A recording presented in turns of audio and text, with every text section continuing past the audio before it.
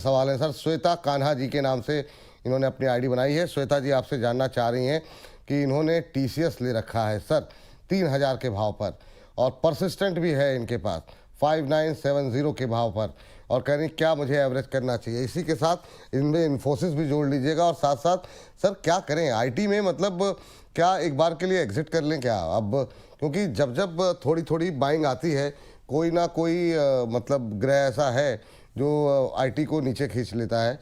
अब एआई की समस्या बढ़ती हुई, खासतौर से यूएस से जो सेंटिमेंट मिलते हैं उसका आप देखिए 4.5% पूरा इंडेक्स आईटी का जो है वो डाउन है, और आज अगर बाजार लाल निशान में है तो सिर्फ आईटी की बदौलत ही है, क्योंकि वेटेज भी अगर हम देखें तो बैंक के बाद सबसे ज़्यादा आईटी की ही है।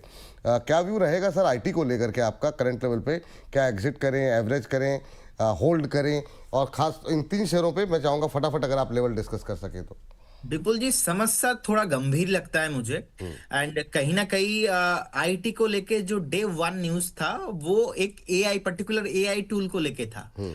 उसके बाद जो न्यूज आया फाइनेंशियल एडवाइजर्स के लिए आया, उसके बाद बिजनेसमैन के लिए आ रहा है। तो अलग अलग क्षेत्र में जो आईटी एआई टूल ऑटोमेशन हो रहा है, कहीं ना कहीं एक पर्टिकुलर रीजन हमने इंटरनेशनल मार्केट पे देखा है कि जहां से एक सेलिंग प्रेशर बन रहा है। ऑब्वियसली निफ्टी आईटी बहुत टाइम से कंसोलिडेशन रेंज के अंदर फंसा हुआ था। अगर हम निफ्टी आईटी देखेंगे, आईटी इंडेक्स नीचे में 30,500 31,000 एक बेस फॉर्मेशन हुआ था। उसके बाद हमने देखा ऊपर में ऑलमोस्ट 45 से नीचे आ रहा था। इनफैक्ट लगातार लास्ट 2 से 3 क्वार्टर 33,000 से लेके 39,000 की इस रेंज के अंदर फंसा हुआ था। तो कहीं ना कहीं एक ऐसा अनुभव हम सबको हो रहा था कि नहीं ये ऊपर आ जाएंगे।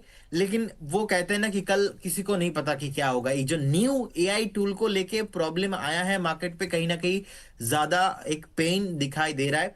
टीसीएस का जो सपोर्ट था 2950 उसके नीचे आ गया है।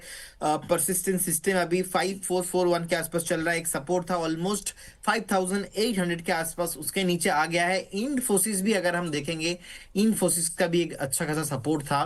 वो भी इन्फोसिस सपोर्ट ब्रेक करके नीचे आ गया है। अब द क्वेश्चन इज वैल्यूएशन। देखिए वैल्यूएशन सस्ते हो चुके हैं। अब फ्यूचर में क्या होगा?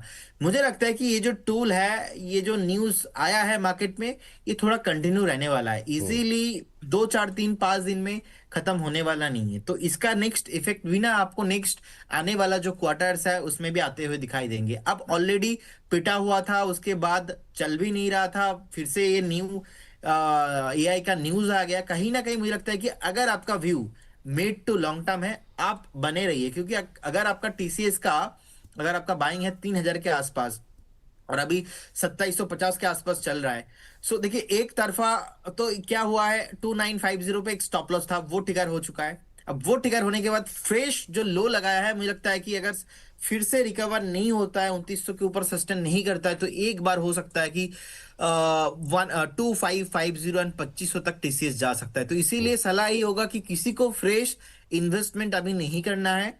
और अभी इमीडिएटली चार्ट खराब हुआ है, एटलीस्ट फिर से कोई पुल बैक या तो सपोर्ट जो लेवल है इसके ऊपर सस्टेन होने दीजिए, एक बेस बनने दीजिए। वो बेस या तो सपोर्ट कुछ भी मुझे नहीं लग रहा है अभी शॉर्ट टाइम के हिसाब से। तो इसीलिए फ्रेश अभी अवॉइड करने का सलाह होगा। अगर व्यू आपका मिनिमम 2 से 3 क्वार्टर का है, बने रहिए। व्यू 2 5 दिन का है, एग्जिट होके जाइए।